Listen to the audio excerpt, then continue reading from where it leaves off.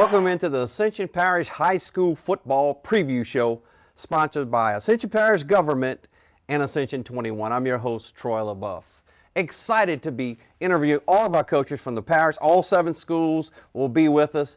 And leading us off in the leadoff hole is Donaldsonville head coach Darnell Lee. Coach, good to have you. Thanks for having me, man. Coach, the excitement is there. I'll tell you, this is your 3rd year at Donaldsonville High School. Yes. You guys are building, had a great season last year, 8-4, got to the 2nd round. Just reflect a little bit on last season. Last season was a building year. We had a group of seniors, a couple of them went on to play college ball. Had some ups and downs. We started off on fire and then ran into a little buzzsaw with Bruley and St. James. Right. 2 good football teams, but ended up losing out in the 2nd round to the Still pretty good team. State champs, yeah. Sterlington High School. Yeah. I know the excitement is there at Donaldsonville High School. A lot of upgrades going on as well. I know you guys are upgrading the field houses as well. Yes. Field house and the sports complex.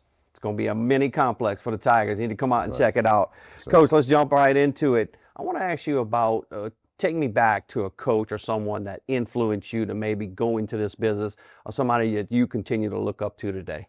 Well, I have to say Coach Barrett Murphy, he and Coach Randy Watts. They got me out of PE. I was a basketball player. And, right. They saw me playing flag football in PE and talked me into coming out, and the rest is history. Well, I'll tell you, that's 2 pretty good ones right there. Yes, sir. Coach, the offseason is so important. I mean, the offseason is not just the summer. You guys start in January to build up to the season. Talk about your offseason and how your fall camp is going so far. Well, here in Ascension, we have the luxury of having a strength and conditioning coach on campus. So Coach Reginald Harrison is our strength and conditioning coach. He and Coach Boone, Demetrius Boone, who's our head track coach, they pretty much head up the offseason. And Coach Harrison has experience. He was at East St. John for 9 years. He was a strength coach at Alcorn State. So he really pushes our guys, and I just know from my experience in college, at McNeese, the off-season is where everything's done. And, Coach's motto was always, Coach Bobby Kiesler, rest his soul. It was always, if they're going to quit, we want them to quit in the off-season. So you push them to their limits, and then they get acclimated to that. And then every day you come out, you just you put your best foot forward no matter what you do. Coach, let's talk about some leaders on your team, offense and defensively and special teams. Maybe mention some guys that have led the program, not through the off-season workouts and into fall camp. So I had to start with senior running back Anthony Johnson. He's a guy, he's going to also play some defensive line for us. Just a hard-nosed kid, hard worker. That's a combination, I'll tell you right there. Yeah. Jadarius Roman stepped up as a wide receiver. He played last year. Kai Jones had one of his best off seasons since he's been there. He's put on some weight, got stronger, fast. He ran a 4.41 at the McNeese camp. Skylar Garrison, our quarterback, of course, he's got the AAU stuff, but when he's not there, he's at workouts, and he had a good 7-on-7 off season.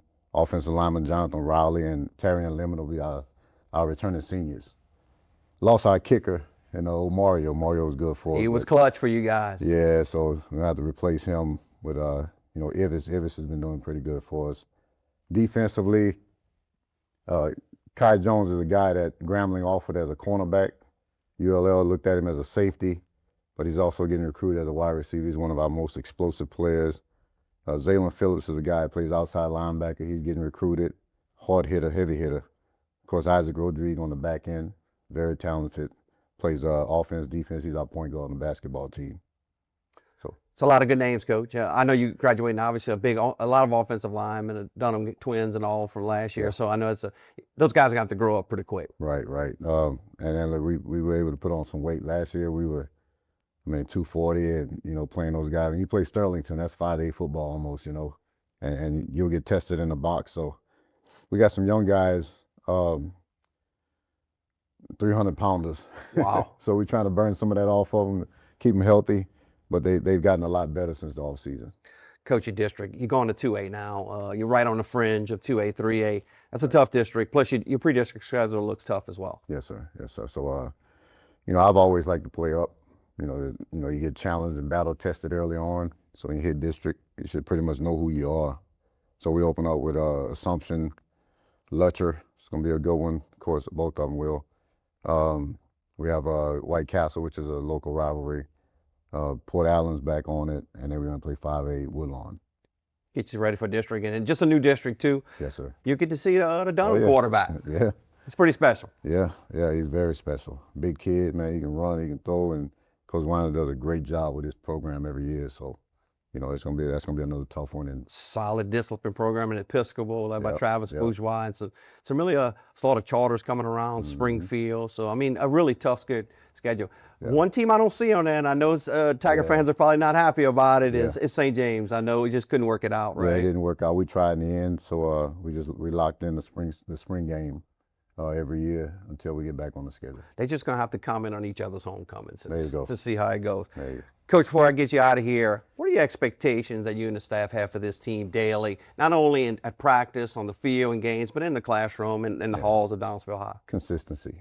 That's our hashtag word for this year is consistency, and that's pretty much it lines up with the whole campus.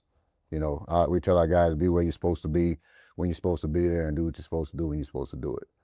Awesome. So you do that, you're good. I'm going to throw a hot topic question at you, Coach. The referee charge. It's a real deal. I mean, games being moved to Thursday. Right. Same referees are having to do Monday through Saturday, basically, with JV games and junior high games. How can we fix it? Man, I mean, I don't know. That's a tough one. I guess you got to start, just like you get young coaches, which there's not a lot of them coming up the pipe. But the officials, I mean, I guess you get former coaches start probably up the pay a little bit, incentivize it more, because they take a beating. They have to have tough skin. Got to have tough skin, and they also got to be more personable to be able to, I think you got to be able to relate to the coaches and the kids all at the same time. So it's a very interesting position. Coach, as always, I appreciate your time. I know you're a busy man now. Good luck in this season. Crank it up, man. The 2026 season is right here, and we wish all the luck to the Donaldsonville Tigers. Thank you, man. We appreciate it.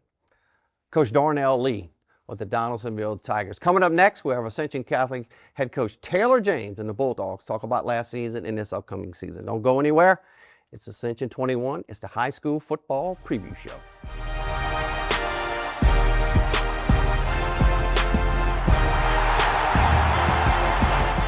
Excited to be joined by head football coach of Ascension Catholic, Coach Taylor James. Second season, Division IV Select Finals last season, 12-2.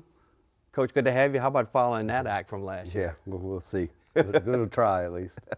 Coach, this is your second year. Coming into a school with a tradition like Ascension Catholic, what were some thoughts you had as you wanted to put your stamp on the program, but also keep the identity of Ascension Catholic? Yeah, I think that's just it, anytime you come into a program like Ascension Catholic, the challenge is how do you reinvent the wheel, right? Or how you not reinvent the wheel, but at the same time do things your way, and as a young head coach, learning that lesson for the first time was very valuable, was able to go through some growing pains a little bit early in the season and learn, you have to keep the tradition alive, but at the same time, you got to do things your way to be successful.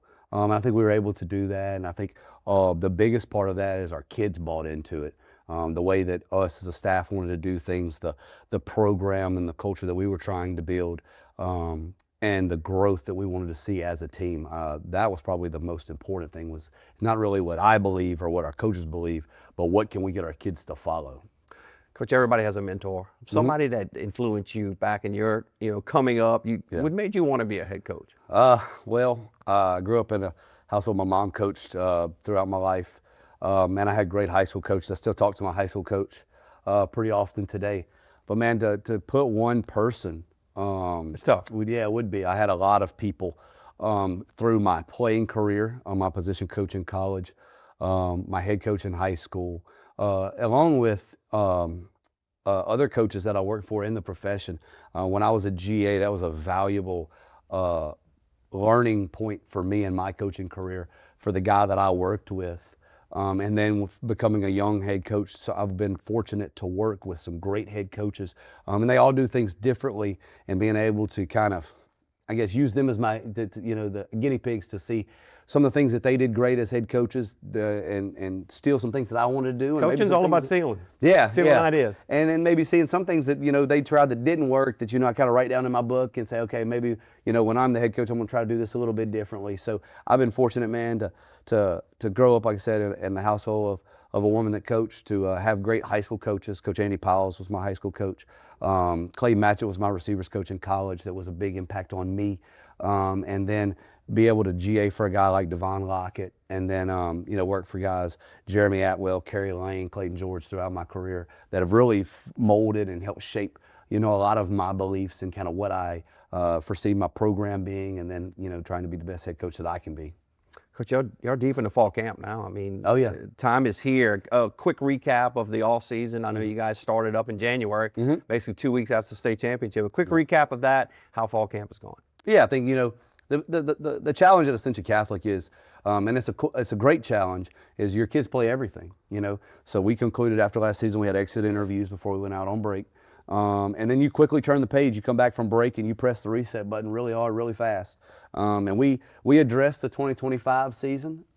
We talked about what happened. I didn't want it to be an elephant in the room. I didn't want it to linger into 2026 and still be looking backwards at 2025. We addressed it. We talked about what we want to do moving forward. And the phrase, if you want to go places you've never been, you got to do things you've never done. Absolutely. So we kind of attacked that mentality throughout the off season, and our kids really came to work, and I think they saw the improvement in the weight room and in our training program, and then that kind of led into the summer as well, and now has factored into fall camp. We've been very fortunate in fall camp. Our kids have really attacked each day, and it's been hot, but I think we've had a good plan as far as keeping kids, pushing them, but at the same time understanding that we got to take care of their well-being as well. So we've done a good job with that, and we've been really pleased with the growth of fall camp. We've got a lot of young kids out right now, and that's kind of a challenge. You got kids that played 15 weeks last year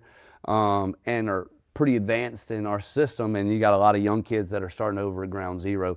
How do you meet those guys in the middle? So, we've been really pleased with our growth in fall camp. We've been really pleased with the growth of our kids in our program in leadership attributes as well as football players, but the young men that they've become as well. Let's mention a couple of guys, offense, defense, and special teams. Maybe some guys you're leaning on as leaders early. Yeah, and you got to start offensively with the quarterback. Anytime you can bring your quarterback back as a coach, that's an added bonus. And for us, for that kid to be a sophomore in 2025, a junior this year, and still have another year is a really big, Greg Fernandez. Greg Fernandez. So having Greg back is going to be a big part of us. We really lean on him. I'm looking for him, and he has, to take the next step as being a leader, both of the football program and as a young man, and he's done a great job of that. He's a stellar young man. He's got great parents, comes from a great household, and he's also a great leader, and he's a pretty good football player too. Right. When you talk about Ascension Catholic, you got to start off with the offensive line, bringing 3 starters back. Cole Cassard being kind of the anchor, the senior in the interior, and then Davion Geeson was a sophomore starting last year, and Hayden Turner as the other tackle. Both of them have kind of blown up in the offseason, if you will. They kind of hit that that growth spurt in their young lives. And we've been really proud of their growth, both physically and maturity-wise, and then bringing our skill guys back. The two big pieces are the big pieces of that, Jacob Julian, who played running back, receiver for us, and then Cy Landry and Johnny Vialon, both 3-year starters returning at the receiver position, is going to be big to help out Greg. And then everybody's going to ask the question: who replaces Trevin Simon? Yeah, the $1 million question. And the answer, nobody does. Right. Nobody replaces Trevin Simon. Trevin Simon couldn't replace Chad Elsie either. Right. And that's a great thing. You hope every year you have this conversation of who's going to replace this next great running back at Ascension Catholic. We've got a couple kids that I'm excited to watch. Caden Mays will be a junior for us this year at running back, and Jacob Julian's another guy that I believe can help us, along with guys like Rafe Melanson, who was a starter at linebacker last year. We've got a couple freshmen that I've been really pleased with, and then a big guy, Landon Thomas, who's been at linebacker, kind of be our thumper back there. So I think those guys have all bring different things to the table, but I'm excited to see them do it in their own way. A couple leaders on defense for you.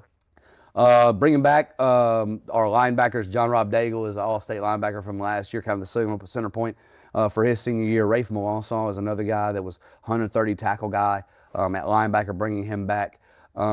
Jacob Julian in the middle of that secondary was an all-state defensive back for us. that we were really excited to have back. And then we've been really pleased up front with our defensive line. That was kind of the big thing that we were looking at. We Graduated some good ones. All of them really, and they were all great football players.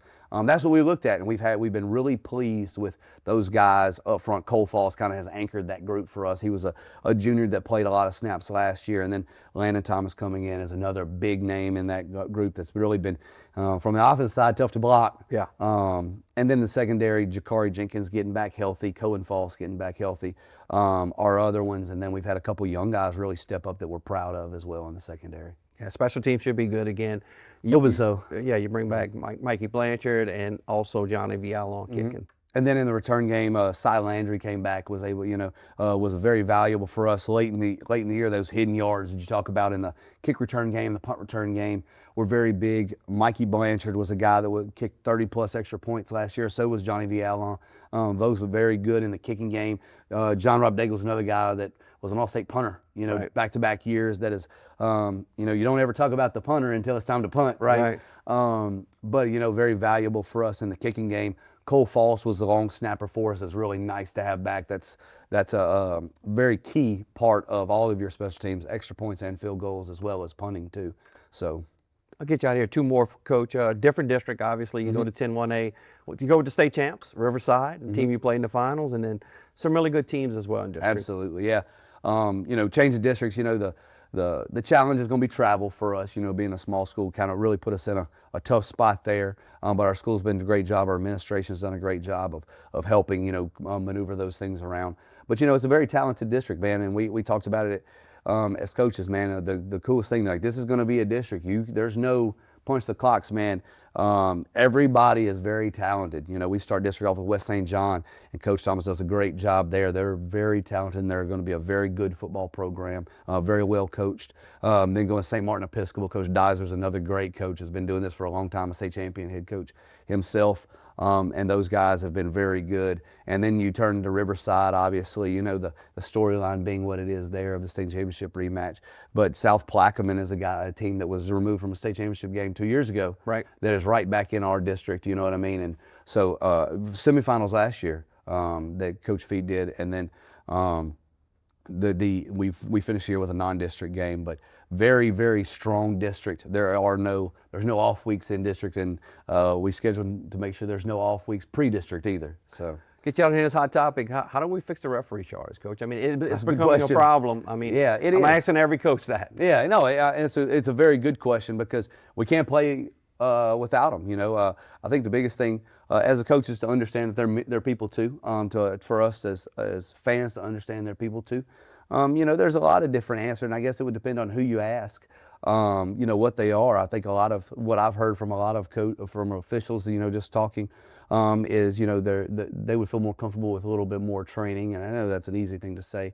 But man, there's a lot of things. I think it's going to take all of us joining in to make a group effort to help out officials and keeping the main goal in. Their officials' goal is to do that for the kids, and our goal and what we do as coaches is for the kids. As long as we can keep the kids of Louisiana and the kids of Ascension Catholic and all of the schools at the forefront of what our thought process is, it's going to make that a lot easier. Coach, good luck this season. Thank you for your time today. I appreciate it. Thank you. That's head coach Taylor James and the Bulldogs. Next up, we'll have East Ascension head coach Brock Mathern. He'll be talking about the Spartans next on Ascension 21.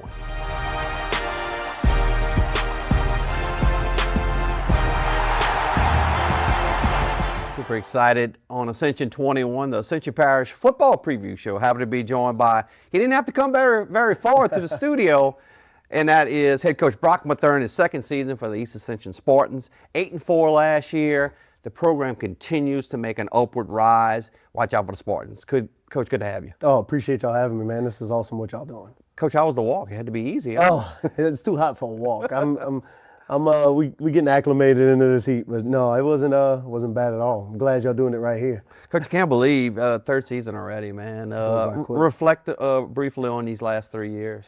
Yeah, I think year one it was a reminder of kind of like rebuilding. Like when I got my first head coaching job at 27 at St. Louis Catholic, we made the playoffs year one, but it wasn't up to our standards. Lost in the first round of Vanderbilt, but then the next 2 years it was in the district championship, first round playoff win or first round playoff bye and getting in consistently in the second round of the playoffs. And then, you carry the momentum of what you did at one school and you're like, oh yeah, we're just going to go right into it at this new place. But just reminded me of why we do what we do, getting to build these young men and training them to do the right things the right way all the time. But it's been some great memories, built great relationships with coaches, players, community.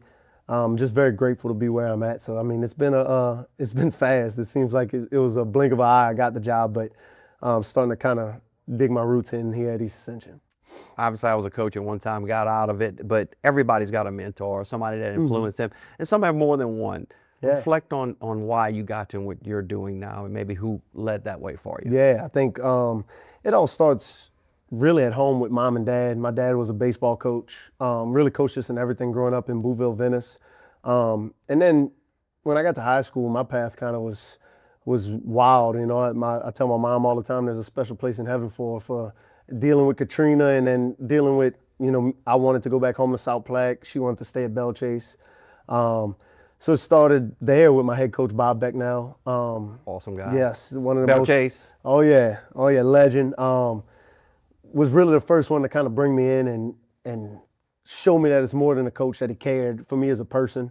And then it was Clint Harrison, who, funny, I get to go against on Wednesday against Dutchtown. He's the offensive coordinator.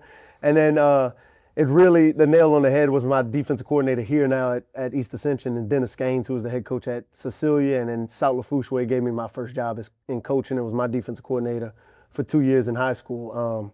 Without those three, I don't think I'm in this profession. That's some pretty good ones right there. Oh, yeah. To mold your career. Oh, yeah, for sure. And like you have young coaches now, and they're going to be watching you to see Yeah. how they're going to mold their careers. Coach, quick recap of the offseason. How's fall camp going so far? Yeah, we had a really successful fall camp the last 2 weeks. Really proud of our guys for the attendance, just the attention to detail, and just being tough. Like we practice extremely tough. Like everything we do is fast. We don't slow down for anything. I'm big on correcting everything on film. That I believe like our conditioning is the way we practice, the way that we transition from period to period. And I just really was impressed with our guys of like pushing through the adversity, pushing through the heat, and really competing. And look, going into fall camp, we knew who a lot of starters were. We had a couple battles here and there, but there was a few guys who really took another step in solidifying, like I'm going to be one of those 11 playing on Friday nights and starting on Friday nights. And really, really pleased with the depth that we built all the way from the top in the varsity level to our freshman level. Really happy with our numbers. And again, just the mindset of our program. Coach, a couple of leaders for you on offense, defense, and special teams. Maybe mention a couple of guys. Yeah, I think anytime we talk about offense, it starts with, really our team starts with Jeremiah Merriweather. I make it no secret, the number one is not something that you get to choose in our program. It's earned. It's who is built off of our core values and proves it day in and day out. You don't really get to have a bad day when you wear that number, and he's the first I've ever had since I've been a head coach to wear it consecutive years since he was a junior. He's outstanding. Oh, he's a great kid, great young man, and great athlete, and I think good things happen to good people, so that's kind of what's been trending in his direction, and I think he's not so much the vocal leader, but just does everything the right way. And then it goes to Carson Lacombe on the offensive line. We have a experienced offensive line, but he's the leader of that offense when it comes to that 3-year starter going into this year. Defensively, Micah Levy, an all-district, all-state safety that we're moving to Mike linebacker.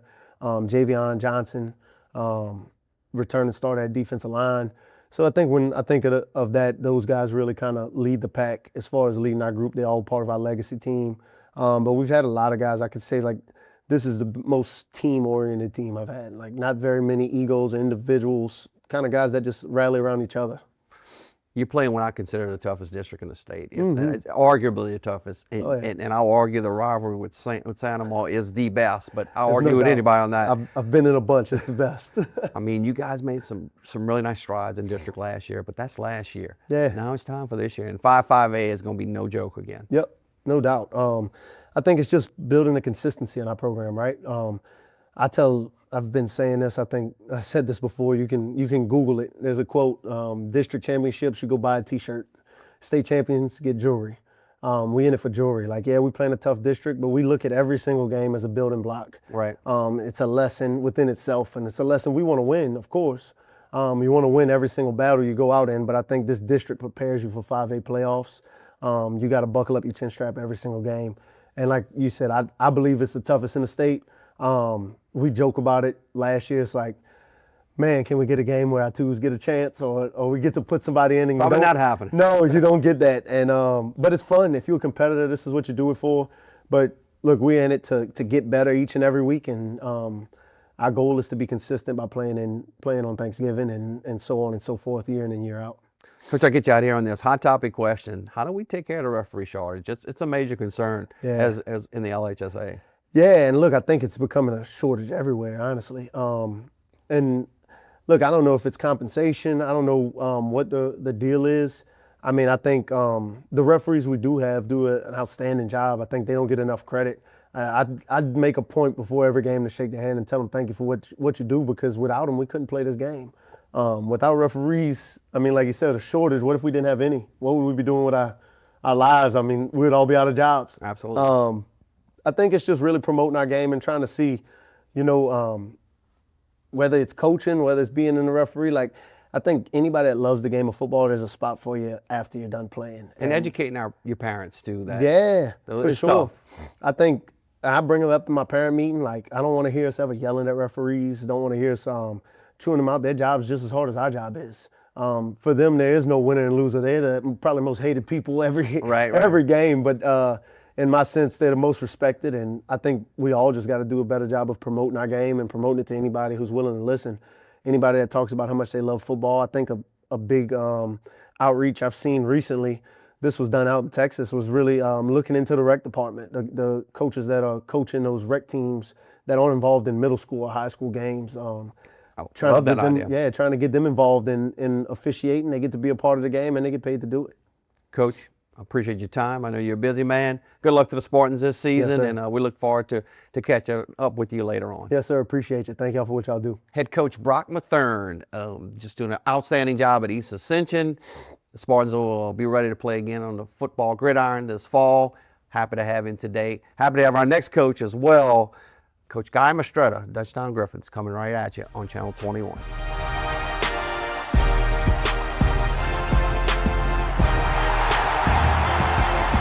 Ascension Parish High School Football Preview Show.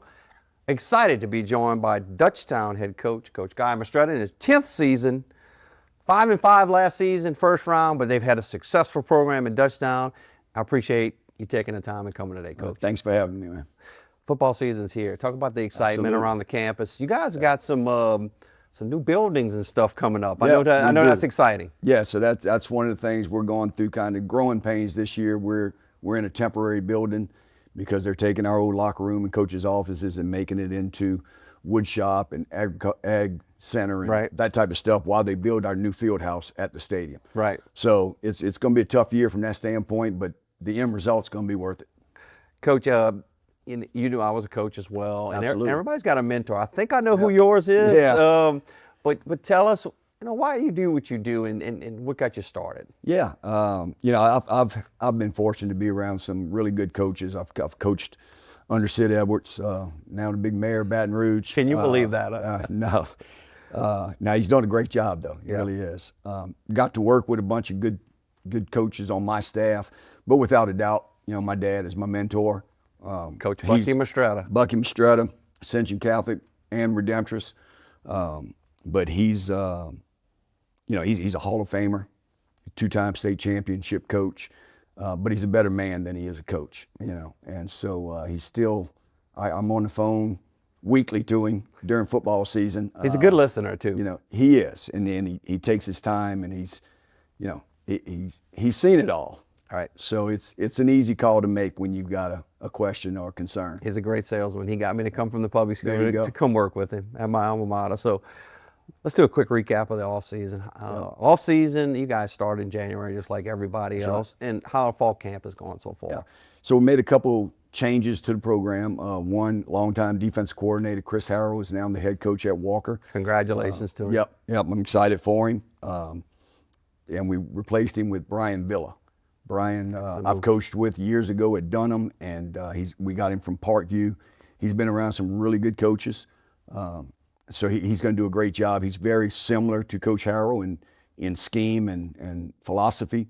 And we return a lot of kids on the defensive side, so that's helped, right? So there's a lot of new terminology, but we've got experience, and it's going to a little easier than maybe another situation would have been. Let's mention a couple of leaders, maybe offensive, defensive, and special teams. Yeah, so we're unique year. We returned about 25 guys who started at least 5 games last year. Small senior class last year. Small senior class. A lot of guys got to play. And didn't play very well. So we moved, played a lot of younger guys, and we're hoping to see the benefits of that this year. So we've got returning starters, seniors at each level, offensively up front. Duncan McLeod, probably our best returning lineman. He's a leader as well. Quarterback, Owen Fletcher, as a returning starter. In the backfield, Carter Hedden and Hayden Becknell, both senior starters returning. Hedden's going to play a little tight end for us as well. And then at the wide out, we've got Derek Walker-Weiss, who had a great season for us last year. Defensive side of the ball, Big Drew Price is our 3-tech. Again, he'll be a third-year starter. Linebacker, Camden Hanberry is a all-district returner. That name continues. Yep. You got any more of those Hanberries after this one? Well, we do have one more coming up the pipe. And then in the secondary, we've got quite a few guys returning senior starters, 3-year starters. I had a chance to personally talk to Marcelo Rizzuto. There you go, great kid. And he just sounds like you talking. Yeah, Rizzuto. So he's listening to you. He's a returning captain, not only returning starter. So along with him, Bryce Chatfield and Braden Dunn. Coach, district tough. Yep. I mean, I talked to Coach Mathern about it. District 5A. I'll argue with anybody. I think it's, if not the toughest, one of the toughest. Well, it's so evenly matched. You know, we've had the district now for 4 years. All 4 years, it's been a tie for the district title. So every week, No outright. anybody can be there. No outright. It sounds like coach speak, but it's true. You know, and this year, I feel like there's a good chance that the real meat grinder is going to be here in Ascension Parish, right? EA shared the title last year and returns a ton of guys. They a lot of excitement going on over there. Sanoma is Sanoma, man. You better be ready every week because they're going to come to play and they're going to compete. And then the one that nobody better shy away from is Prairieville. Third season. Third season. They made a run, made the playoffs there in their second year, and they returned this year. You know, we talk about my guys that return with a lot of experience. They have 3-year starters across the board. All those guys started as sophomores. Now they're seniors. They looked really good this offseason, so expected a lot of things from Schmitty and the boys. Quickly, Coach, expectations that you have for this team, you and your staff daily. You know, just getting better, man. It's just every single day. If we've got potential, right? We've got to put it together, and they've got to build those relationships. But if we can get better every single day, just a little better at the end, you know, we'll be ready. But you know, the other thing is just competing come game times. And that's something that we've spent a lot of time on this preseason camp, is doing a lot of one-on-one, trying to get that intensity and prepare for the competition ahead. Last one for you, hot topic. How do we take care of this referee shortage? I mean, it's a real, you know, I've talked to the coaches about it, not just today in our interviews, but many other coaches outside the area. Yeah, it's been going on for a while now. You know, those guys have a tough job. They're all full-time jobs in other places, and they giving back to the sport, you know, and I think it's important that we treat them that way. You know, so it starts with professionalism with the coaches. I had a meeting just last week with our assignment secretary and the president of our association, and we discussed that type of stuff, you know.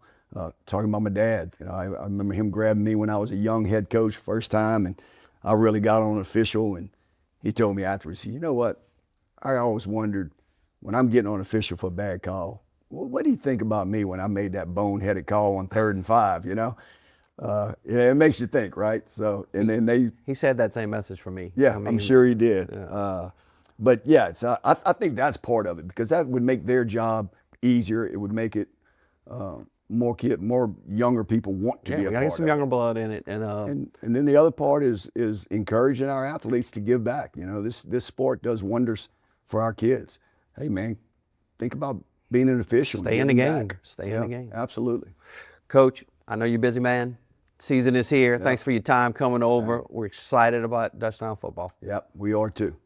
Appreciate it. Coach Guy Mastretta, he'll have the Griffins ready as always, going on to his 10th season over at Dutchtown High School. Excited about our next guest, Prairieville head coach Mike Schmidt. We just talked about the Hurricanes earlier. Coach Schmidt will tell us a little bit about his team next on Channel 21.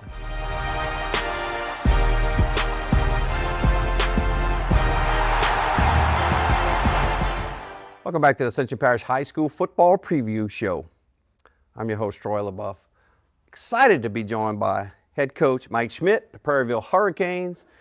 Coach, I mean, you got to be just giddy thinking about what this program has come. You guys didn't shy away from anything in year one. You said, we're going to play a varsity schedule.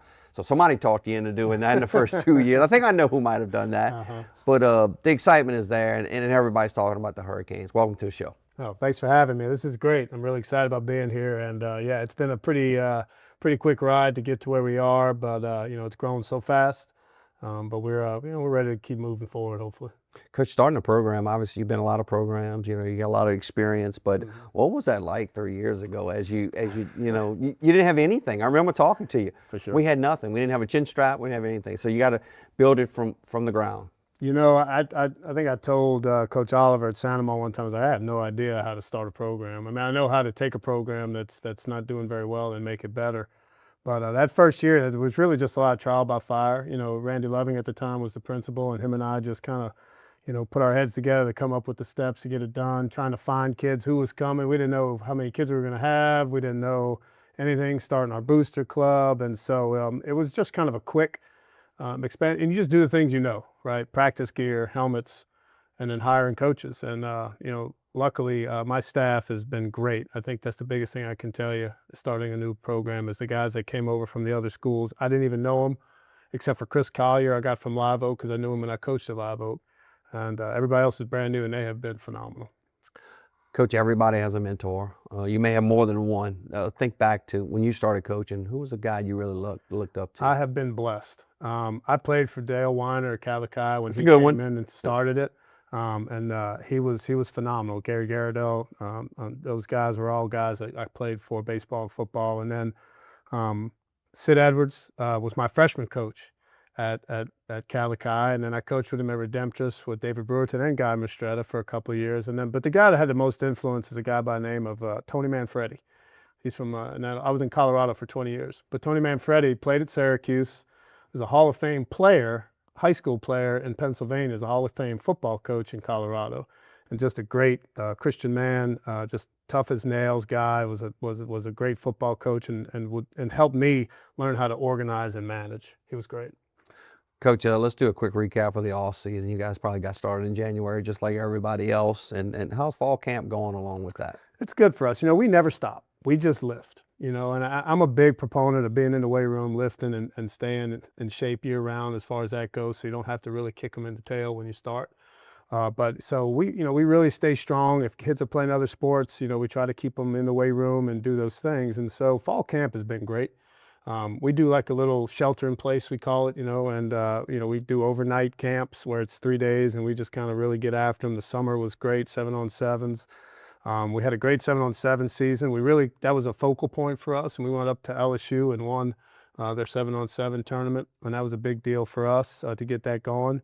The linemen are bigger, and stronger, so we've really kind of been focusing on just we still are young. It's crazy, but we still have a lot more juniors that'll be starting for us than seniors. So we're still trying to work on getting that depth is what we really worked on to see if we can figure that out. Let's talk about some leaders on offense, defense, and special teams. Maybe mention some guys that you've been impressed with leading the way in the program. We've been just really impressed. I mean, obviously, Skylar Kelly is what kind of makes us go. He's an unbelievable quarterback for us and just a great young man. But there's a couple of other seniors on that group. Jackson Creel's our center, who's a quality kid. Evan Squibido is one of our offensive tackles, has been wonderful. Everybody else is juniors. Right. And so we have some really good kids that we feel are going to kind of stand out a little bit more at receiver. Chance Jackson is a receiver that kind of stood up. We have some other guys that are going to surprise some people. Defensively, Stanton Delapas, he wears our number 6. When I coached in Colorado, I coached a kid out there that was a phenomenal player, and his number was 6. And so I always give kind of our 6 is the meaningful number. Guy, right? Yeah. If he's a dog, and as a sophomore, I gave it to him. I said, I don't know if you're going to live up to this, but I'm going to give it to you, and he has. and he's been wonderful with that. Cade Hebert is another senior that plays for us, who has, he kind of took his lumps as a sophomore. He's undersized still, but now he plays with a little bit more fire behind him, and he's been great for us. And then Daniel Williams on defense as well is a big old defensive end that has grown up over the last year. We're excited about him. 2 years ago when you were making the schedule, you and Coach Loving, everybody was answering the phone, right? Yeah. This cycle, I imagine you didn't get some callbacks as you prepared your non-district schedule, and obviously you play in what I consider one of the toughest districts, if not the toughest district in Division I and 5A to 5A district. Sure. A little bit, you want to be careful because we want to stretch ourselves. We played a lot of smaller schools, below 5A schools last year. So we wanted to stretch ourselves this year, but not too much because we just didn't know. So we wound up drawing the 10th week bye again out of our district because we have an odd number of teams. And so Franklinton called and we played them. So they're really a great football team. And then Hammond, and Ponchatoula typically have good programs kind of rolling through, so we were able to secure them. And then Bruley kind of came about. We couldn't find that week 3. We tried. A couple of teams said yay, then no, and so Coach decided to play us, and so we're pretty excited about that. So I think it's a great way for us to kind of start to build. We kind of got into playoffs last year, and although we had seen some unbelievable teams within our district, we weren't really ready for that yet. So hopefully this year we'll be a little bit better prepared. A lot of people are saying the Prairieville Hurricanes are going to win district, so I'm just letting you know that's out there. That's being out there. Yeah. Coach, a couple more before I get you out of here. Expectations that you and the staff have for your team daily, like in football and not in football. Here's the deal, right? And I said earlier about it. I know how to take a team that's not very good and make them better. We've done it, and I've done it in two different states, 2 different teams. We expect them to be present every day. Right. That's just it. And we need them to be good in the hallways, in the classroom. We've struggled with that. We work on it. We've tried to prepare them physically, but more so mentally. We do stuff in the off season. We have a set of standards, and we have our 4 wins, right? The WIND, not wins, WINS, but the 4 wins. We talk about focus and discipline, having those. But then we add into the mental health things of gratitude, and then loving yourself, figuring out how to figure out how can you be better for your teammates and for yourself, and not take everything so serious. So that's really for us. And if we win more games this year, it'll be because we've prepared better, not because of any other thing. Before I get you out, I get a hot topic question for you. Referee shortage. I mean, it's a real deal. Talk to the other coaches about it. How would Mike Schmidt fix it? I think you got to pay them more. Yeah. And I don't mind paying coming out of our pocket. I think, you get what you pay for sure, and you get those better people. I think as coaches, we have to be better. And today, look, my old man's 89 years old. He'll sit in front of a TV and yell at the officials all game long, right? And so that carries over into the high school stadiums. I think we have to treat them with a little bit more respect. And that goes for us coaches, too. Right. I try to really make it a point not to be one of those guys that complains about every call. But, man, I got to constantly yell at my assistants. I look across the way. It's like every call. So I just think there's got to be some of that understanding that these guys aren't making a killing. They're not professionals. This ain't, LSU versus But you Alabama. need them. But you need them. We need them. Right. We need good people that want to do it for the kids. So we got to pay them right. And then I think, again, making sure we have a standard of how we speak to them is important.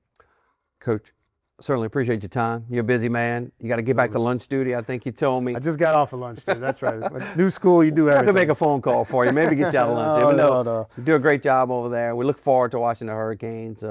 Not a secret anymore, Coach. I mean, people know about you guys. And that is one thing we have expressed. We ain't going to sneak up on anybody. No. Everybody will have that game circle when you guys play. Yes, sir. Good luck to the Hurricanes this Thank fall. you. I appreciate it, man. Head Coach Mike Schmidt, Prairieville Hurricanes, getting ready. In 3rd season, they did not shy away. They played first 2 seasons of varsity football. They're going into their 3rd. Excited to have them on the program. We'll be right back on Channel 21. We'll have head coach Conrad Gale from the Ascension Christian Lions. Don't go anywhere.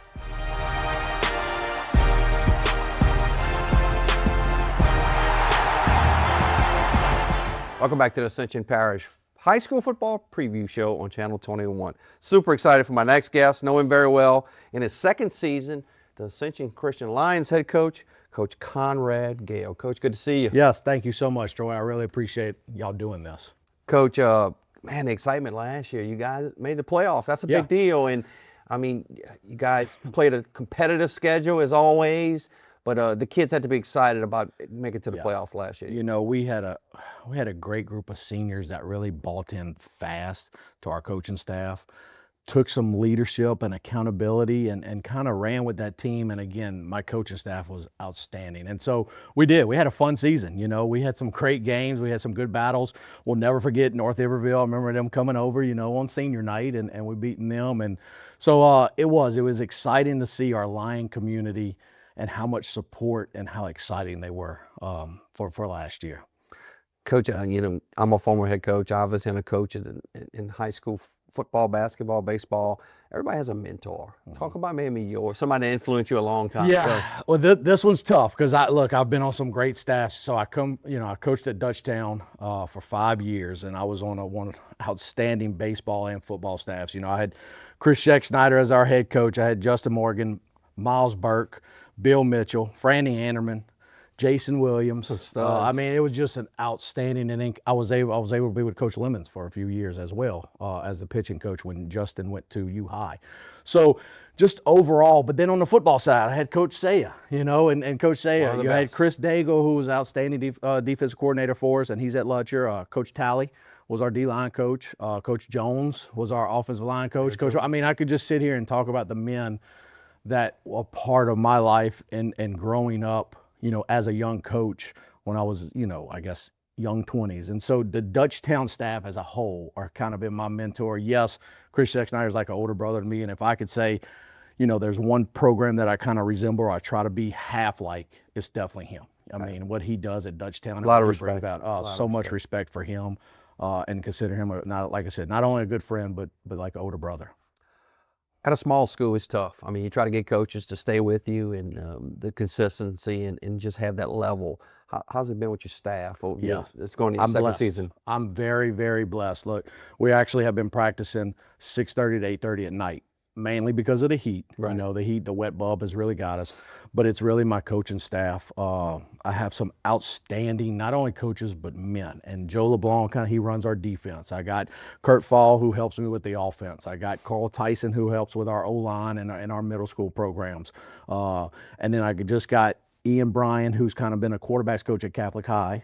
He kind of got out of the teaching side, and so he's been with me. And so, I mean, our staff, we were putting it together. You know, I got 11 on staff right now that for Friday nights that I am so excited about, and I couldn't do it without. You can't, no matter what you think, no matter what, you cannot do it alone. And so the coaching staff, again, the X and O's has been great, but teaching these young men and how to be men on and off the field is what I'm so proud of those guys for. The challenge of being in a smaller school, obviously y'all enrollment is doing really well, but just the amount of getting enough kids to play. Most of those kids play multiple sports. Right.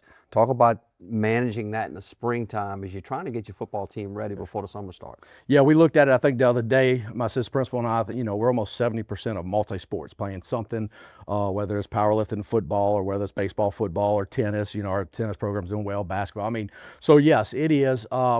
Communication is key. You know, what we've communicated, and it's to the parents. This day and age, and we had it over the summer where we really wanted to hit the weights and we wanted to do a lot of things, but we have so many kids playing on the weekends in travel balls that's not really affiliated with school.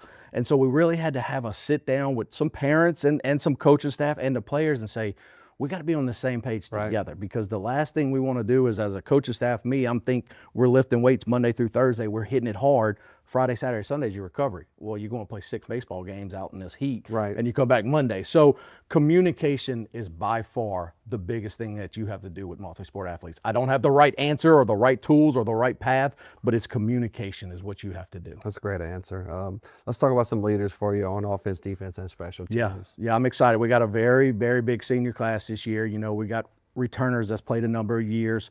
Kason Tanner, number 1, is going to kind of be our slot, play a little corner. He's our punt returner. He's actually our punter too. Just an overall great athlete.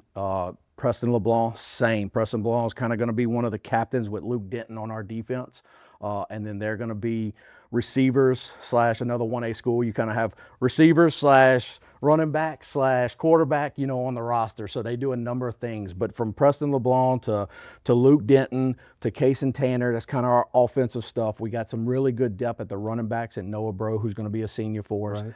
Defensively, I'm very excited about our defensive squad. Cade Burat, Lane Buffalo. We really have a lot of guys returning on that side of the ball. Right. Where I think they some all district guys from last year. Yes, it's definitely district guys. And so our senior, this is another deal that we've really challenged them because they've always been the players, but they've never been the leaders. They've been the ones that's played for 2-3 years, but they've never been the vocal side. So we're challenging those guys because one unique thing I have in this program is I got 0 juniors. Right. And I inherited last year, I had 0 sophomores.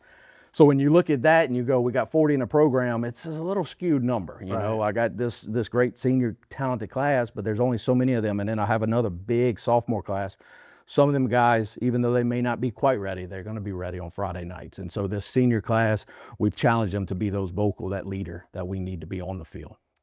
You've got the question a bunch of times. I'm sure I'm going to go a different direction. Just talk about your schedule, if you will. Yeah, look, I'm passionate about this, and I could spend all day talking about my schedule and talking about, obviously we're out of district, and that's no secret. Just for football, we're out of district. And I really set back when everything was coming along and the numbers were coming in and they were going to change the reclassification and look at the whole picture. And, Troy, we sit here and I will always, you play to win the game. Absolutely. Okay, you play to win every single game. That will never be a question. But I am a leader of some young men.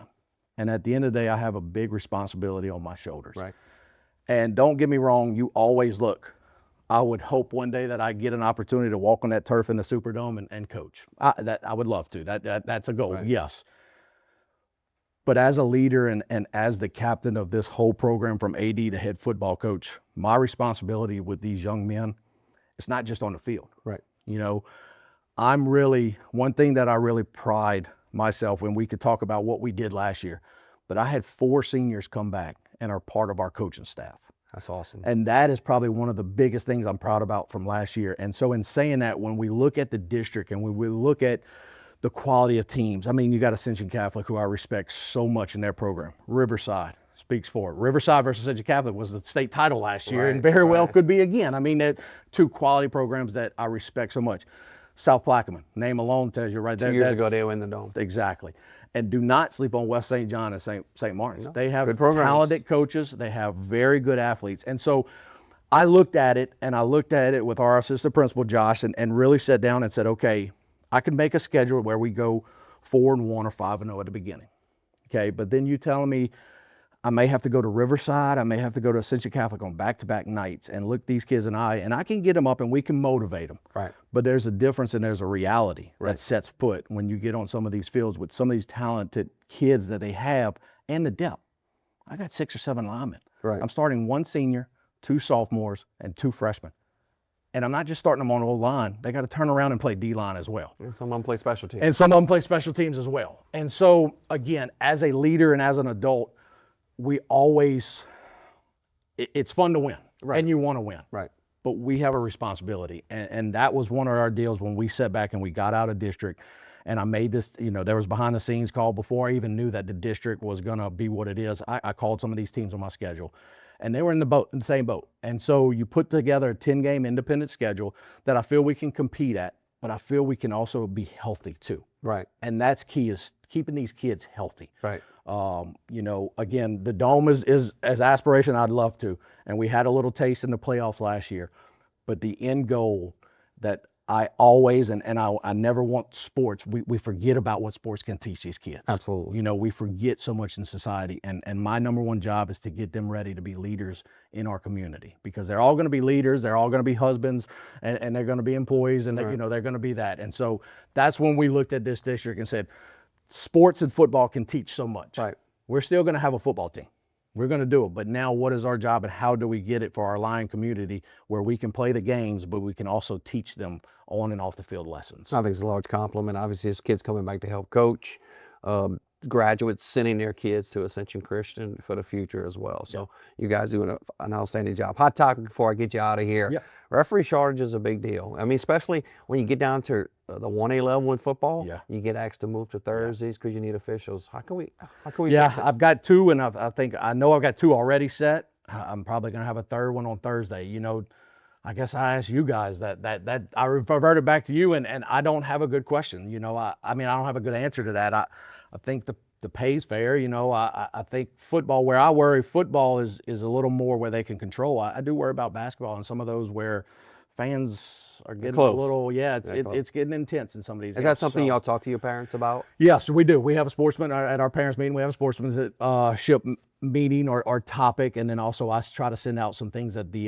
LHSA sends, and I send that through our Parent Square apps and different things like that. And yeah, again, you know, society has molded us where you got to win, and you need instant gratification. Right. And at the end of the day, it's not about that. And that's one thing that I wish our society really got back to, what the grassroots of athletics really is. Well, I'm So, hoping people get the message. I hope so. I've had some really good answers from the coaches so far. Yeah. Throw all those together. Maybe we can help. Coach, I appreciate your time, man. No, thank y'all so much. We're looking forward to watching the Lions this fall. I know the guys will compete because their head coach is a person that teaches them how to compete.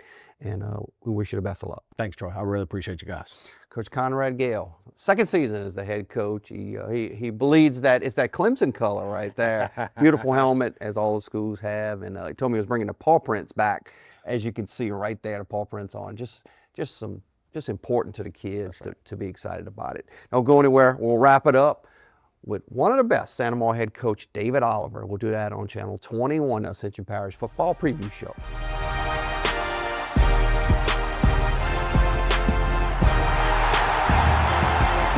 Welcome back to the Ascension Parish High School Football Preview Show. Super excited. Our last guest today is one I know very well, does an outstanding job.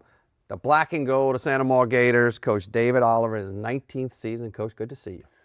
Thanks for having us. How's that feel, 19th season at one place, man? It's pretty wild. The guy that was raised in Colorado Springs, Colorado, and his wife that's from Albuquerque, New Mexico, found a home in Santa Maria, Louisiana. We absolutely love it. We love the community. We love the school. And sometimes you just never know where the path will take you. Speaking of path, you chose the path of coaching. I know you got some college experience as well. Everybody's got a mentor.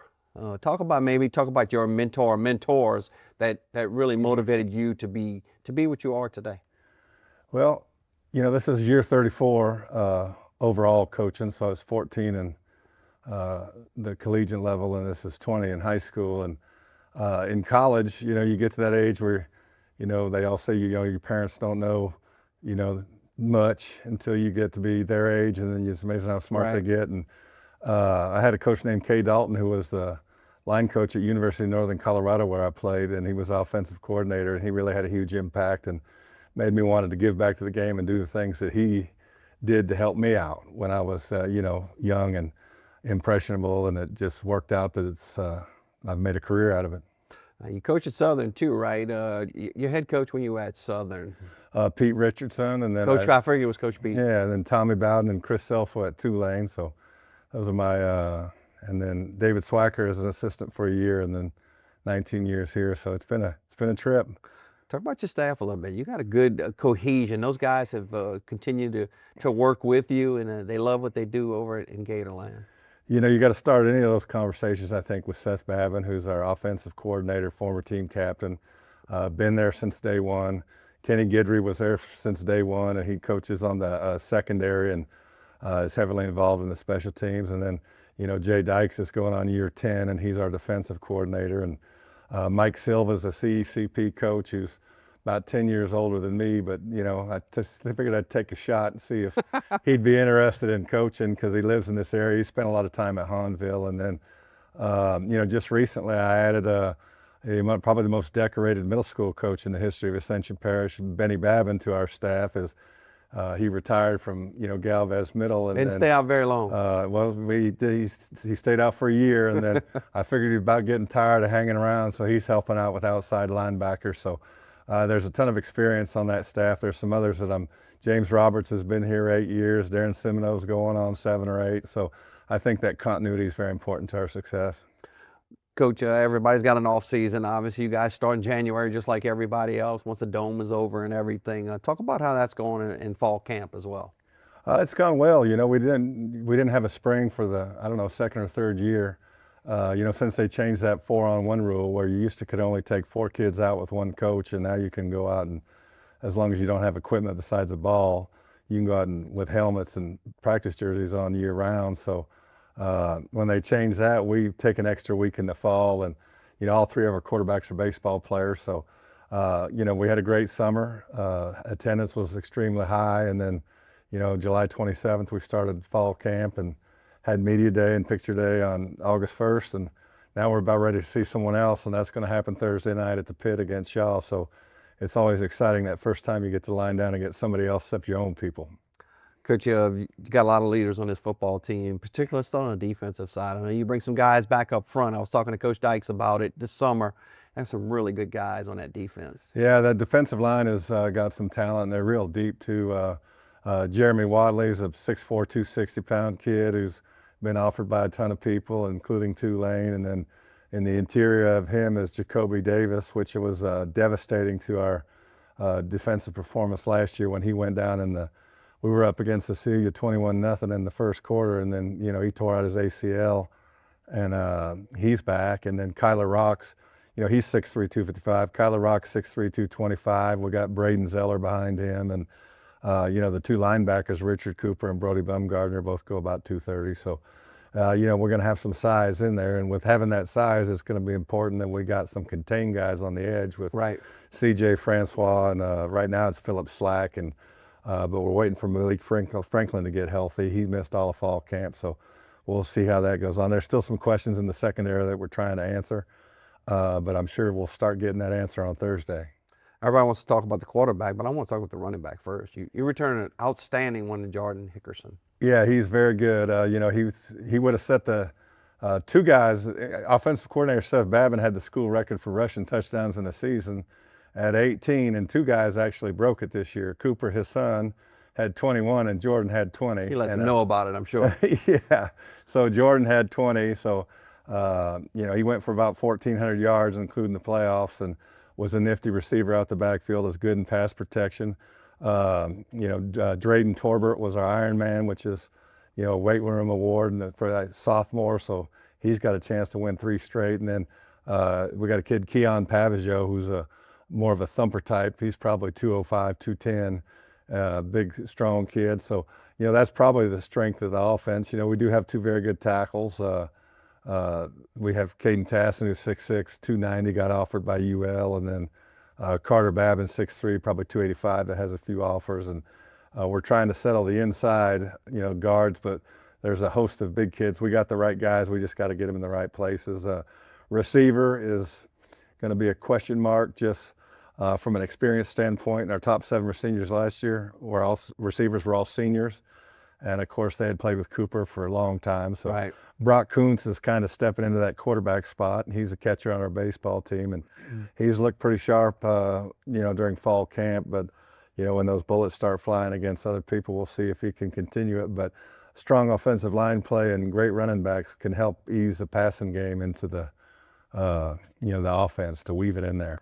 You talk about some of those other teams you'll be facing. I'm sure the guys are ready to see some new faces, and you're going to face some really good ones in District 5, 5A. I mean, that is arguably one of the best districts in Division I 5A football. Yeah, it's very competitive, and then I tell you, before we even get to the season, we're going to kind of be battle tested, because Thursday night Shaw is outstanding. They were this close to winning back-to-back state titles. The kid had a sack and thought the game was over and took his helmet off, and they marked off 15 yards, and St. Charles kicked it to win by a point with no time left on the clock. That was probably the most devastating loss I've seen of any team in my coaching career. And they're loaded. They got, let's say, a couple safeties. One's going to TCU, one's going to Navy. They got, Michigan's on some kids, big all receivers. So, and then, we're changing up. We got out of the Assumption Jamboree and wanted to do something more local. So we paired up with EA, and then it was just going to be us and EA, but then Central was having a hard time finding an opponent. So this year it'll be at a 3-way with Central out of Baton Rouge, us and EA. So those are 3 highly competitive teams before we get to week 1. And then, that ought to get us ready for Woodlawn, Liberty, and JFK. Our first. You've had 3 some great games. battles with JFK. Yeah, they're always fun to play. They're well coached and they're athletic, and they get you ready for district. And then week 4 is the earliest it's been in quite some time. That's the Again at the pit, we play EA, and then week 5 we invite Zachary for our final non-league opponent, and then I think Prairieville's going to be up. Dutchtown's I think week 9, Live Oak's week 10. So Denham, they're saying good things out of Denham. So it's really kind of a coin toss right now to see who's going to do what. Yeah, it's going to be certainly a battle. Unfortunately, I don't think I'll be able to be at an EA Santa Maria game as I have been the last few years. See if I can work it out to maybe try to be there, because I think that's probably arguably the best rivalry in the state of Louisiana in high school football. It's pretty strong, I'll tell you this. It's I got to be a part of the Bayou Classic when I was at Southern for those years with Pete, and it's every bit of that, because and just there's something about those two schools getting broke apart and put, whereas the Prairieville drew from everybody, but it doesn't seem like right. Santa Maria just pulled from, they just pulled all the kids from one school and made 2, and it's there's a lot of intertangling, meeting families, yeah. So it's always great. Coach, I'll get you out of here on this hot topic question. Referee shortage. It's a real deal, I think. I asked the coaches on the panel, when they came in here, how can we improve that? Well, I think some of it's got to be the responsibility of the coaches, and while I say that, I can kind of lose control sometimes too. But that's one of the things I'm going to work at, because communicating with those guys with a huge amount of respect, I think could translate into how your players treat those officials and how the fans treat those officials, because everyone has an opinion right now with that instant replay and all this stuff. But a lot of those plays are bang, bang. And, right. What I always just wanted was a crew that wasn't afraid to admit they made a mistake and, put some time into studying the tape for the next year. But I think that's the biggest thing, is I think the coaches have to get back under control and start leading on, the school, the community, and the team on how to communicate with some respect towards each other, even if you disagree with it. But Absolutely. There's a right and a wrong way to do it, and I think it's just getting out of hand. And I wouldn't want to do it. I mean, years back they asked me, hey, why don't you come referee a powder puff football game? And I had parents follow me out in the parking lot. You ruined my daughter's senior year, and she was flag guarding. That was your first and last time doing it. I was like, man, who would want this job? So I don't know, but yeah, I think that could fix it. Coach, I go a long ways. Coach, I appreciate it. I had all 7 teams in here today. I got 7 different answers. Maybe they can put them all together and talk about it. I know the LHSA wants the best for everybody. Appreciate your time. You're a busy man. I can call you the dean of coaches in the parish, starting your 19th season. We wish the Gators good luck, and I know you'll have a competitive and a strong football team again this year. Thank you, and thank you for having us. Yeah, Coach David Oliver, who have the Santa Maria Gators ready to go into this 2026 season. That'll do it. The Ascension Parish High School Football Preview Show. First, I want to thank Parish President Clint Quintmall for allowing this to happen. Couldn't do it without our partners here with Channel 21, Marshall, John, and Nolan. And for myself, Troy LaBeouf, saying thank you for watching, and make sure you get out to a game in Ascension Parish. It's truly, arguably, some of the best football around.